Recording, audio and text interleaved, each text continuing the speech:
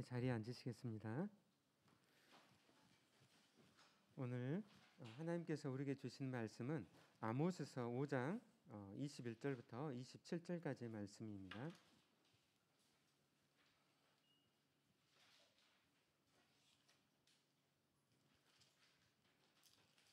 아모스서 5장 21절부터 27절까지의 말씀입니다. 저와 함께 교독하도록 하겠습니다. 내가 너희 절기들을 미워하여 멸시하며 너희 성회들을 기뻐하지 아니하나니 내게 번제나 수제를 드릴지라도 내가 받지 아니할 것이요 살찐 생에 화목해도 내가 돌아보지 아니하리라. 내 노랫소리를 내 앞에서 그칠지어다 내 비파 소리도 내가 듣지 아니하리라.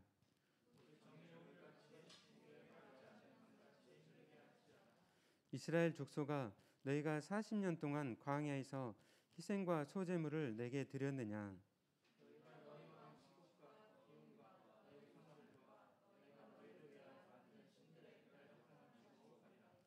함께 읽겠습니다. 내가 너희를 다메섹 밖으로 사로잡혀 가게 하리라.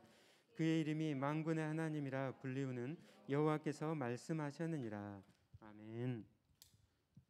함께 앞뒤로 옆으로 사랑하고 축복합니다. 함께 고백하도록 하겠습니다.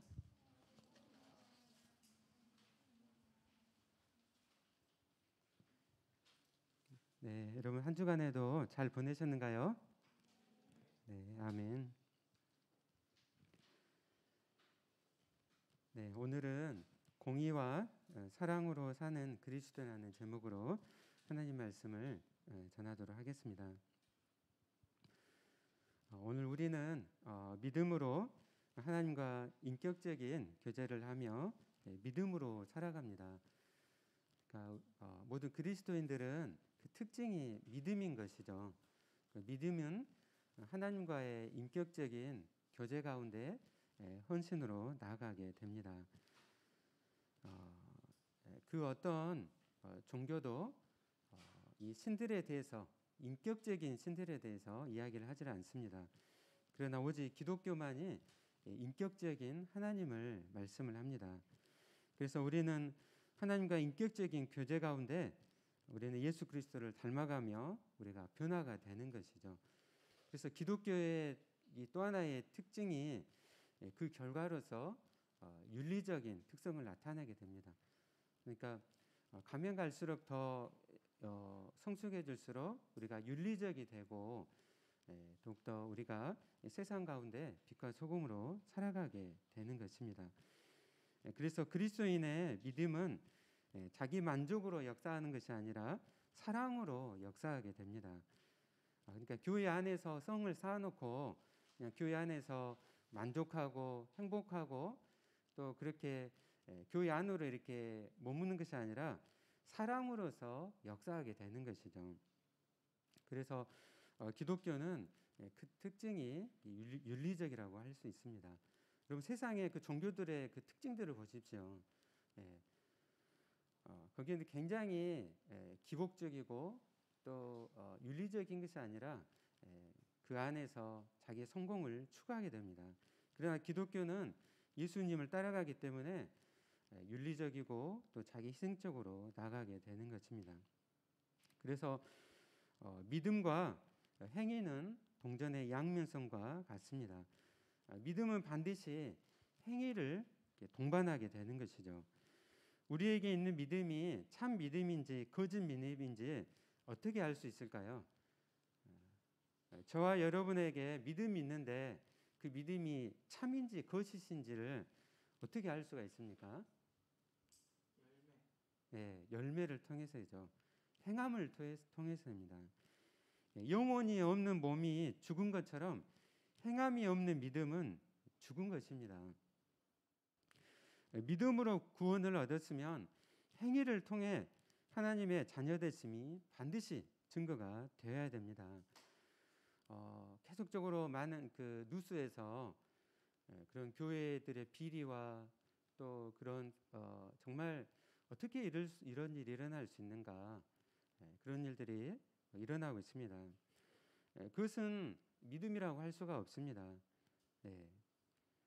구원을 얻었으면은 행위를 통해서 반드시 하나님의 자녀되심이 나타나야 되는 것이죠. 저희가 얼마 전에 유수 예양원을 다녀왔죠. 네. 수많은 선교사님들의 정말 이 땅에서 정말 미국이나 또 너무나 이렇게 잘 사는 나라들에서 또 행복하게 이렇게 살 수가 있었습니다. 그러나 자기의 모든 것을 다 내려놓고 이 땅 가운데 오셨습니다. 포사이트 선교사님은 말에 나환자를 태우고 광주에 걸어서 오셨어요. 서서병 선교사님은 그 나환자 아이들을 자기가 직접 입양해 가지고 13명을 키웠습니다. 미국에서 오는 모든 후원 물자를 우리 광주에 있는 가난한 사람들에게 다 나눠주다 보니까 자기가 결국엔 굶어서 죽었습니다. 여러분, 선교사님 중에서나 크리스찬 중에서 다른 사람에게 이렇게 먹을 걸 나눠주면서 굶어 죽었다는 이야기를 여러분 들어본 적 있는가요? 여러분이 내가 친구들에게 나눠주고자 내가 한 끼라도 이렇게 굶어본 적 있습니까? 전도사님 있으신 것 같아요. 저를 쳐다보니까. 네. 우리 선교사님은 너무 다 나눠주다 보니까 굶어서 죽었어요. 그리고 카딩턴 선교사님은 이 결핵 환자가 피를 토해가지고 숨을 못 쉬자 자기의 입으로 구강호흡을 하면서 그 결핵의 피를 다 입으로 다 빨아냈어요. 옛날 이야기 같죠. 이런 이야기들은 옛날 이야기가 아닙니다. 또 다른 나라 이야기 같습니까? 아니면 다른 지역의 이야기 같은가요? 다 광주에서 있었던 일이고 불과 우리가 예배드리고 있는 이 공간에서 거의 한 1km, 2km 이내에서 다 일어났던 일입니다. 믿음은 반드시 행위를 통해서 나타나야 되는 것이죠. 그래서 하나님께서 오늘 우리 예배드리는 우리에게 구하는 것은 사랑하는 것, 그리고 그 가운데 정의를 행하라고 우리에게 말씀을 합니다. 미가서 6장 8절에서 우리에게 말씀합니다. 여호와께서 내게 구하시는 것은 오직 정의를 행하며 인자를 사랑하며 겸손하게 내 하나님과 함께 행하는 것이 아니냐. 우리가 오늘 예배를 드리고 있어요. 우리가 한 주간 동안 이웃을 사랑하고 또 공의와 정의 가운데 살면서 우리가 함께 주님 앞에 나아가고 우리가 함께 예배드리기를 원합니다. 사랑과 이 공의는 그리스도인들이 함께 실천해야 될 하나님 나라의 삶입니다. 특별히 이번 주간에 5.18이 있잖아요. 여러분 5.18 묘지 가보셨어요? 네. 5.18 그 묘지에 가면은 수많은 수백 명의 그 묘지가 있죠. 또 그곳에 보면은 십자가가 굉장히 많아요. 그러니까 5.18이 주일이었어요, 주일.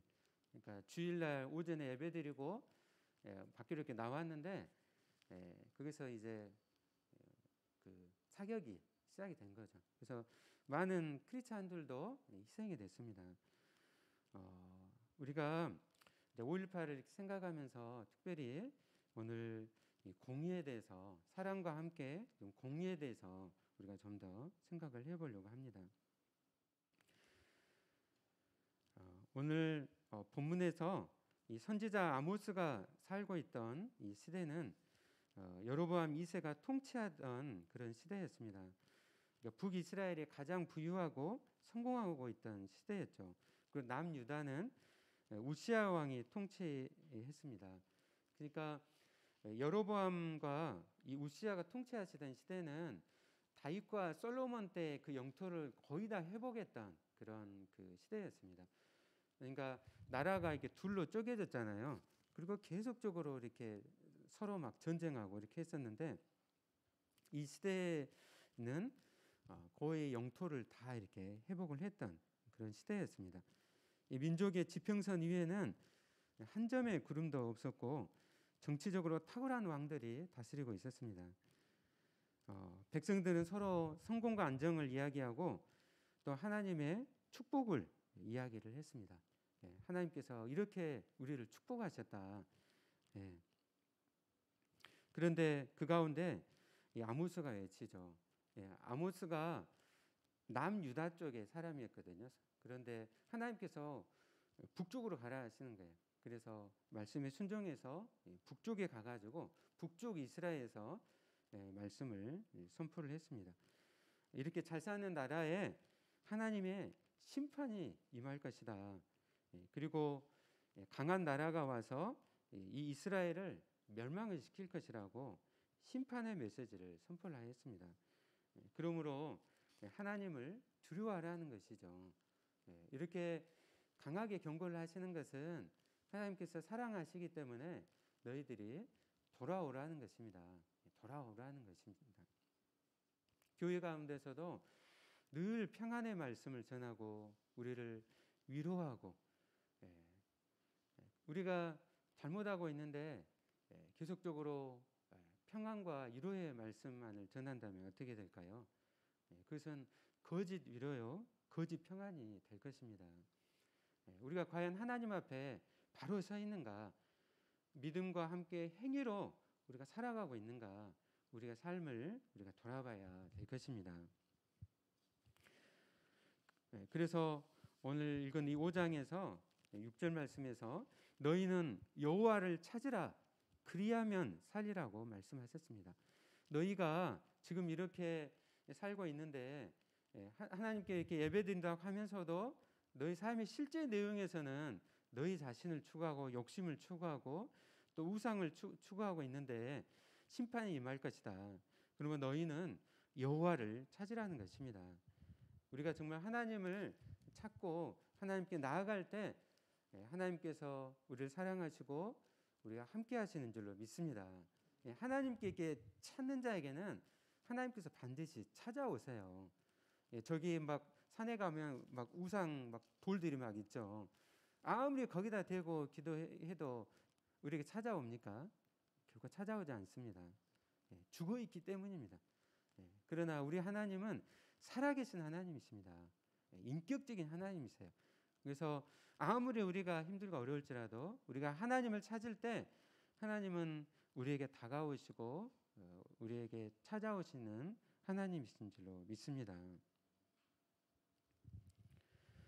오늘 이 예배 드릴 때 이 이스라엘에서는요, 아모스 4장 4절을 보면은 아침마다 희생 제사를 또 3일마다 11조를 드렸어요. 11조는 한 달에 한 번씩 드리잖아요. 근데 여기서는 3일마다 11조를 드리는 거예요. 3일마다.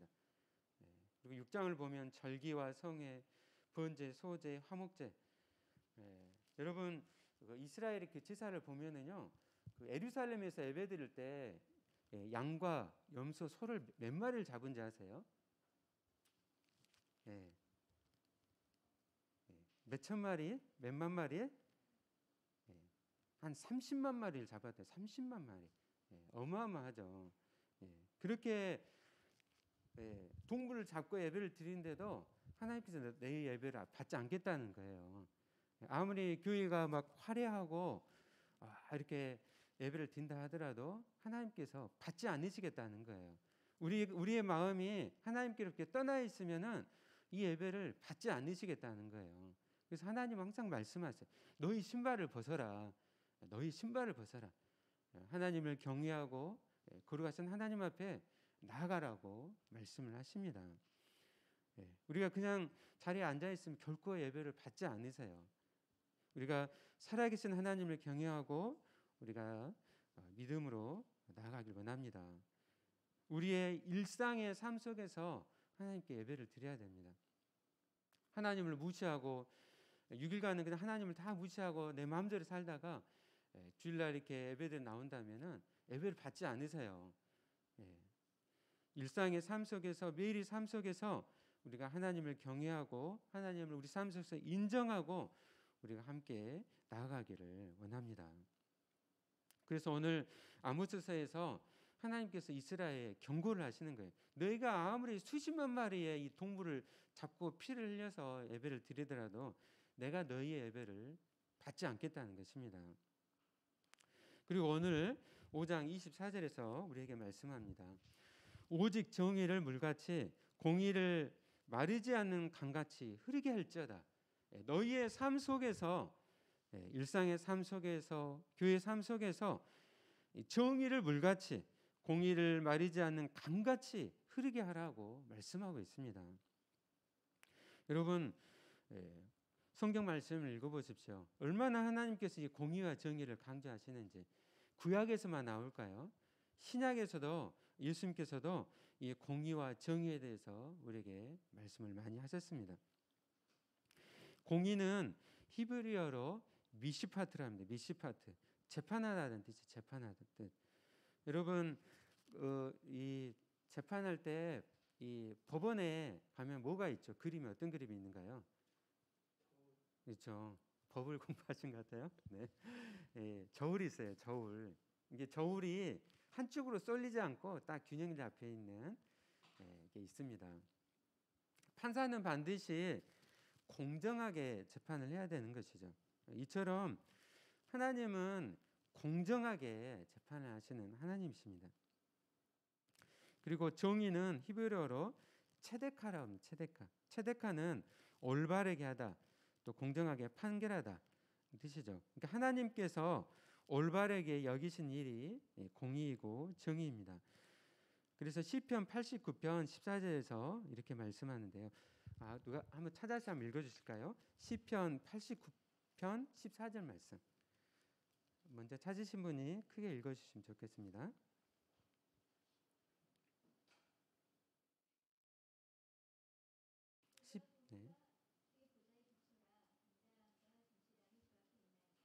아멘. 의와 공의가 주의 보좌에 기초하겠습니다. 인자와 진실함이 주 앞에 있나이다. 우리는 항상 하나님을 사랑의 하나님, 하나님은 사랑의 하나님이시죠. 우리를 사랑하실 때 아들 예수 그리스도를 보내셔서 십자가에 못 박으시기까지 사랑하시는 엄청난 사랑의 하나님이십니다. 근데 보좌의 기초가 뭐로 이루어졌다고요? 의와 공의로 이루어졌습니다. 앞에서는 사랑과 진실함이 앞을 앞장서고, 그리고 주의 보좌의 기초는 의와 공의로 이루어져 있습니다. 그래서 하나님은 사랑의 하나님이실 뿐만 아니라 공의의 하나님이십니다. 구약에서 레위기 19장에서 이 미시파트와 체데카가 이스라엘 가운데 어떻게 적용되어야 될지 말씀을 합니다. 그래서 19장 15절 말씀인데요. 너희는 재판할 때 불의를 행하지 말며 가난한 자의 편을 들지 말며 세력이 있는 자라고 두둔하지 말고 공의로 사람을 재판할지며 말씀합니다. 여러분, 아까 이 법원에서 이 저울이 있다고 말씀드렸는데요. 가난한 자의 편도 들지 말라, 부자의 편도 들지 말라. 오직 공의를 따라 재판을 하라는 것이죠. 여러분, 지금도 그렇죠. 특별히 그 변호사를 쓸 때 어떤 변호사를 쓰는 줄 아세요? 판사 출신. 그 판사도 보통 판사가 아니라 오랫동안 경험이 있고 영향력이 있는 판사 출신의 변호사를 써야 그걸 할 때, 재판을 할 때 더 유리하게 이렇게 판결을 해요. 그걸 이제 지금도 그렇게 많이 하고 있죠. 그게 여러분 공정하게 판결을 하는 건가요? 그래서 힘없는 사람들, 돈 없는 사람들은요, 그 판결에서 불리하게 이렇게 판결이 돼요. 이게 지금도 이런 일들이 많이 일어나고 있습니다. 근데 성경에서는요, 이 레위기서는 무려 기원전 한 1400년 그 정도에 지금 기록이 된 말씀이잖아요. 무려 기원전 1400년 전에 1400년에 하나님께서 이렇게 공정하게 판결하라고 말씀을 하신 것이에요.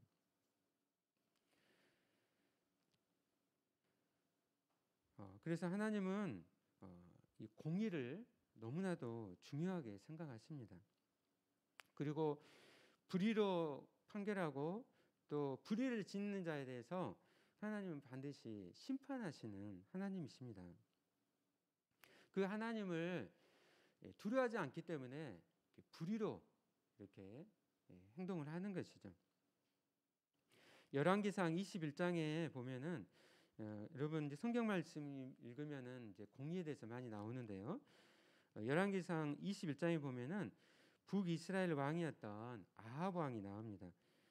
여러분 그 이스라엘에서 악한 왕들이 여러 사람들이 이렇게 나오죠. 뭐 므낫세라든지 아하스라든지 나오는데 특별히 이 아합 왕의 악에 대해서 이야기를 합니다. 그가 어느 날 이 왕궁, 이 사마리아 성 그 왕궁이 있었는데 그 앞에 아름답고 풍성한 게 포도원이 있었어요. 이스라엘 이렇게 평원에 아주 아름다운 게 포도원이 있었던 거죠. 예. 근데 그걸 보니까 굉장히 탐이 났던 거예요.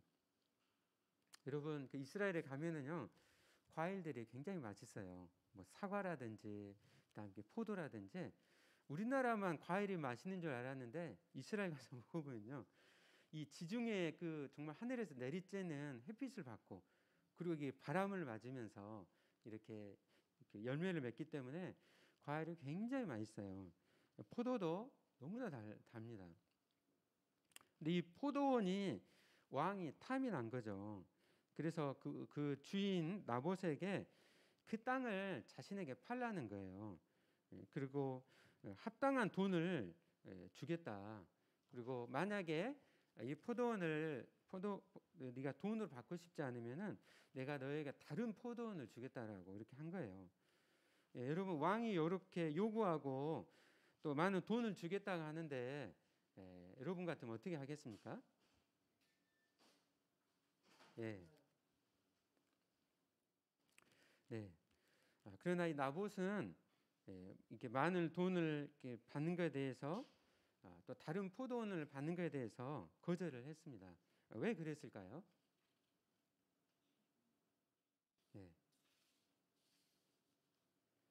이스라엘에서는 이 땅을 사고 팔고 하는 것에 대해서 이거를 금지를 하고 있었습니다. 율법에서 말씀을 하고 있어요. 이 땅을 이제 가나안 정복 후에 하나님께서 12지파에게 땅을 분배해 주세요. 그래가지고 각 지파는 이것을 기반으로 해서 경제 생활을 할 수가 있었습니다. 그래서 이 토지를 이게 다손 되도록 이렇게 물려주고 그래서 하나님께서 주신 유업이라는 것을 그들이 알아서 사고 파는 것을 금지를 했던 것이죠.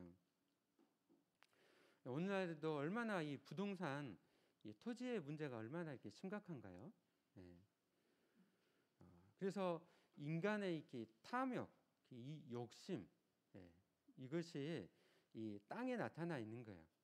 그래서 이 토지의 소유주는 하나님이시라는 거, 그리고 이스라엘은 하나님의 청지기라는 것을 말씀을 하신 것이죠. 그래서 이 나봇은 율법의 말씀을 따라서 왕의 명령을 거부를 했습니다. 하나님의 법에 순종하고자 한 것이죠.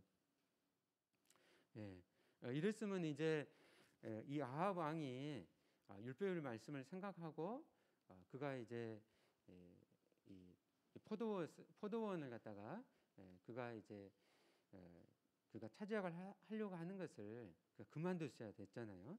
근데 계속적으로 이제 탐욕을 가지고 어떻게 저 포도원을 차지할 수 있을까 궁리를 하는 거죠. 그래서 자기 아내 이세벨에게 어떻게 해야 되겠냐 물어본 것이죠.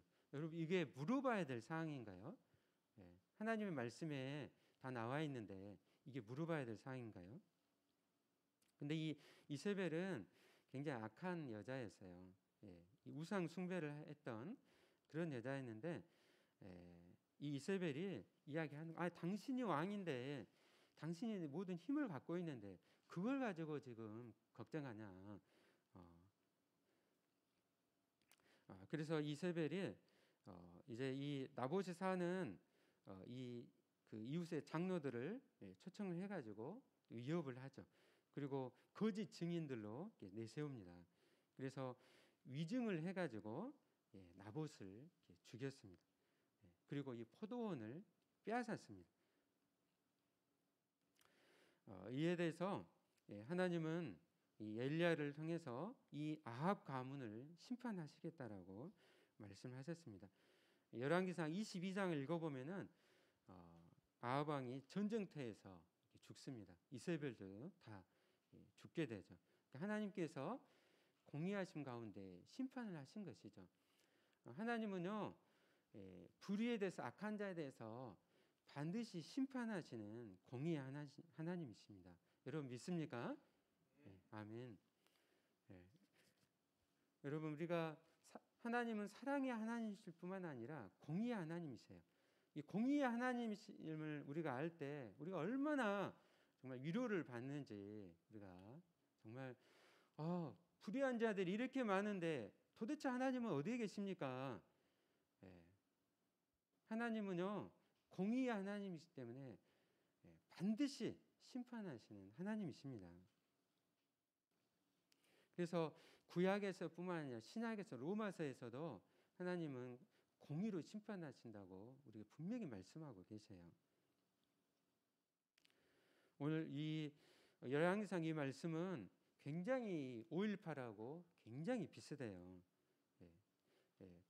이 군인들이 정권을 차지하고자 이 탐욕 때문에 쿠데타를 일으키고, 그리고 수많은 사람들을 죽였죠. 특별히 광주를 고립을 시켜가지고 여기서 수백 명의 사람들을 그냥 잔인하게 학살을 했잖아요. 그리고 거짓 증인들을 내세워가지고 광주 사람들은 폭도들이다, 북한군들이 침투를 해가지고 일으킨 일이다라고 거짓 위증을 하게 했어요. 얼마나 지금 이 아하방 여기가 굉장히 비슷한가요? 그러나 하나님께서는 반드시 심판을 하세요. 그때 쿠데타를 일으켰던 그 사람은 아직도 사과를 하지를 않고 있죠. 그러한 자들에 대해서 하나님은 반드시 심판을 하십니다. 지금 미얀마에서 똑같은 일들이 지금 일어났죠.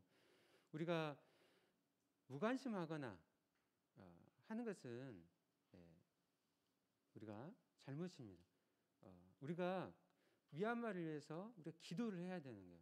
미얀마를 위해서 그 땅에 하루속히 악한 자들이 물러나도록, 공의가 바로 서도록, 하나님의 사랑 가운데 그 땅이 정말 자유를 입고 또 많은 선교사님들이 자유롭게 선교할 수 있도록 우리가 미얀마 땅을 위해서도 함께 기도를 해야 됩니다. 우리나라에서 정말 이 쿠데타가 일어났을 때 큰 대형 교회들에서 초창 기도회를 열고 이 불의에 대해서 묵인하고 승인을 했습니다. 우리는 그러한 교회들의 잘못에 대해서 우리가 회개를 해야 됩니다. 우리 교회가 저 대형 교회, 저 큰 교회 목사님들이 저랬어, 그거 나하고 아무 상관없어, 이게 아니라 교회들의 죄는, 잘못은 또한 우리의 죄와 우리의 잘못인 것이죠. 그래서 너희가 회개하라고 말씀을 하십니다. 이렇게 교회가 공의 가운데 바로 설 때 정말 세상이 교회를 보면서 하나님의 영광을 보게 될 것입니다. 여러분 믿습니까? 아멘. 우리의 삶이 사랑뿐만 아니라 공의 가운데 삶으로 우리가 나가야 되는 것이죠.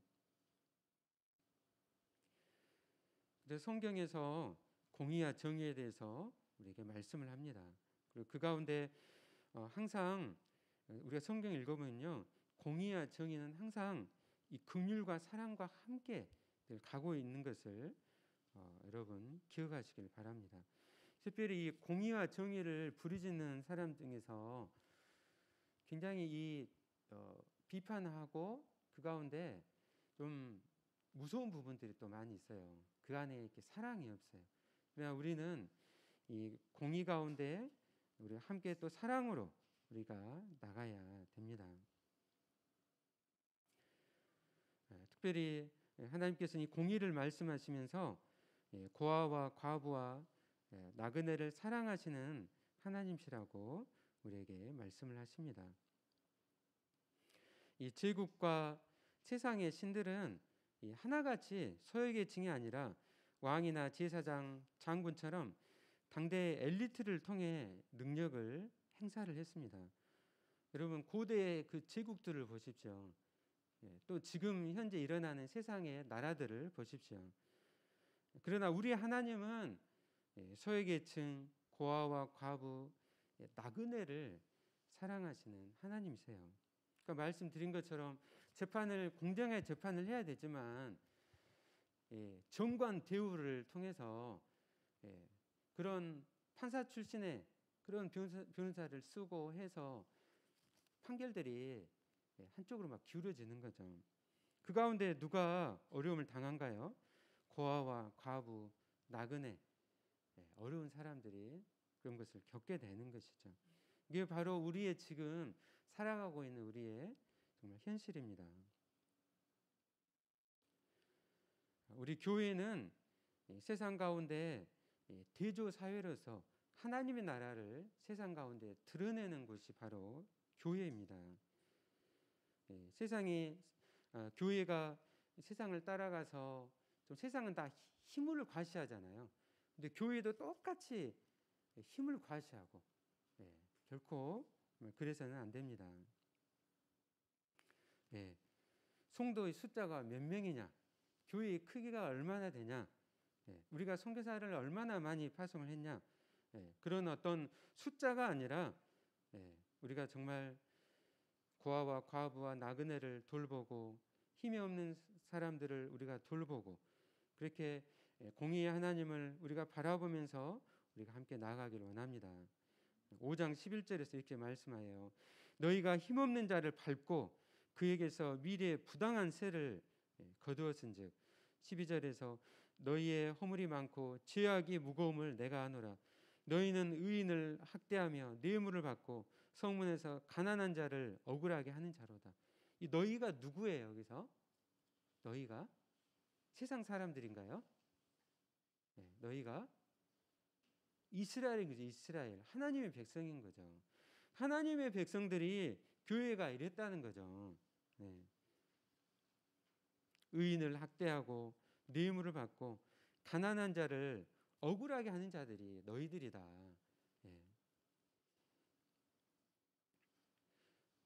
우리가 정말 고아와 과부와 나그네 또 어려운 사람들을 우리가 돌보고 우리가 함께 나아가야 될 줄로 믿습니다.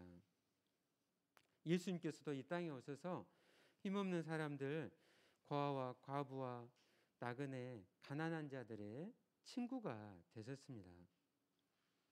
우리 분열교회가 정말 섬김과 정말 나눔으로 이러한 어려운 이웃의 친구가 되기를 원합니다. 선한 사마리아인처럼 강도 많은 사람이 우리가 이웃이 되어야 됩니다. 이것은 사랑뿐만 아니라 공의도 포함이 돼요. 제가 처음 신앙생활을 시작해서 대학교 1학년 때 시작을 했는데요. 저를 이렇게 지도해 주셨던 목사님이 장애인이셨어요. 그분이 이제 한 몇 년간에 이렇게 사역을 하시고 그 뒤로는 장애인 사역만 이렇게 하시게 됐는데 얼마나 장애인들이 어려움들을 많이 겪어요. 광주에서 이나원 사건이 일어났죠. 이나원이라는 것은 장애인들, 지체장애인들이라든지 장애인들이 있는 곳이잖아요. 근데 그곳에 원장이 그 아이들을 성을 착취한 거야. 성폭력으로 그 어린 생명들을 착취를 하는 거예요. 그 영화로도 만들어졌죠. 도관이라고요. 우리 그 목사님께서 정말 앞장서 가지고 나섰습니다. 법원에서 시위도 하시고 이 영화가 만들어지기까지 모든 것들을 이렇게 함께하면서 했습니다. 그러면서 법이 개정되도록 이렇게 함께 힘썼는데요. 그러니까 우리가 사랑은 공의와 함께 나갈 수밖에 없는 것이 우리가 사랑을 할 때 만약에 법이 잘못되어 있고 구조가 잘못되어 있다면은 그것을 바꿔가야 되는 것이죠. 그래서 그런 많은 노력들을 통해서 장애인들을 위한 또 법들이 이렇게 만들어지고 우리 많은 국민들의 의식이 깨어나게 됐어요. 우리가 이렇게 작은 데서부터 이렇게 우리가 함께 나가야 되는 거죠. 그런 일들이 광주에서 일어났던 일이에요. 그런데 그것을 보고 사랑과 함께 공의를 가지고 한 분이 그것을 품고 나의 일로 여기고 힘썼을 때 놀라운 그런 변화가 일어난 것이죠. 오늘 말씀을 이제 마치도록 하겠습니다. 우리 하나님은 공의의 하나님이십니다. 여러분 믿습니까? 네, 아멘. 오늘 말씀에서 공의와 정의가 하수같이 흐르게 하라 우리에게 말씀을 하십니다. 정말 우리 분열교회가 또 사랑하는 저와 여러분이 정말 하나님을 사랑하면서 공의와 또 사랑으로 또 살아가고 그 가운데 예수 그리스도를 바라보면서 나아가시는 저와 여러분이 되시기를 예수님 이름으로 축원합니다. 아멘. 우리 함께 이 말씀을 생각하면서 이 땅의 황무함을 벗어서 함께 찬양하도록 하겠습니다.